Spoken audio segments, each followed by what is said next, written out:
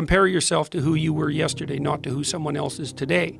Yes. Because you need to have a hierarchy of improvement. You need to be aiming for something, and that means you're going to be lesser than people who've already attained along that dimension. Yes. And that can give rise to envy. So the question is, who should you defeat in the final analysis? And the answer is, you should defeat your former self. You should be constantly trying to do that.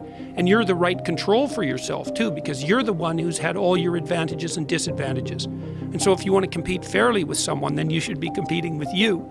And it is the case, and this is what we were talking about too with regards to the self-improvement of the fighter, is, well, if you're improving yourself, then what you are doing is competing with your lesser self. And then you might also ask, well, what is that lesser self? And that lesser self would be resentful and bitter and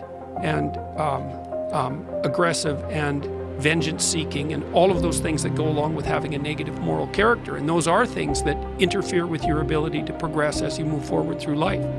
So it's very necessary to understand that this is why, I've been stressing this idea of personal responsibility. It's like, well, personal responsibility is to compete with yourself, is to be slightly better than yourself the next day. Yes. And better in some way that you can actually manage, and that's humility. It's right, like, well, I'm a flawed person, I've got all my problems, could I be as good as person X? It's like, not the right question. The right question is, could you be slightly better tomorrow than your currently flawed self?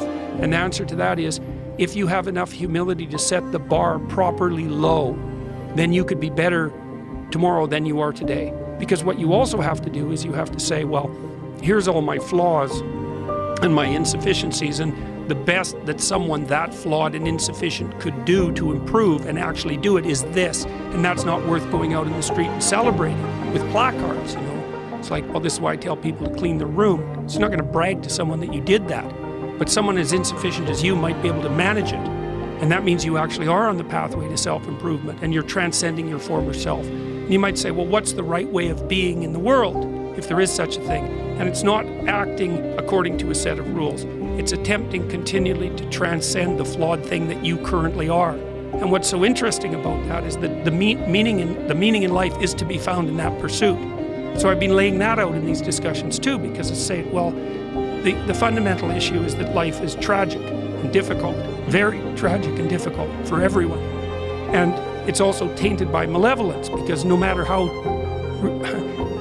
things are tragic and difficult, but there's always some stupid thing that you could do or someone else could do that could make it even worse than it has to be.